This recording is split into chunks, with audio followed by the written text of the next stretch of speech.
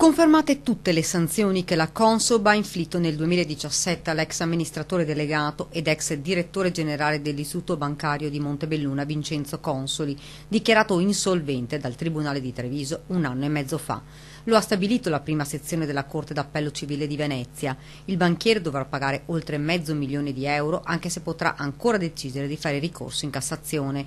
Numerose le violazioni contestate all'uomo che dal 2011 ha guidato Veneto Banca. Parliamo di violazioni relative alle offerte di obbligazioni e azioni, violazioni procedurali e comportamentali, violazioni nella determinazione del valore delle azioni, violazioni negli ordini di acquisti e vendite attraverso le quali furono agevolati gli amici, comunicazioni di dati falsati alla Consob.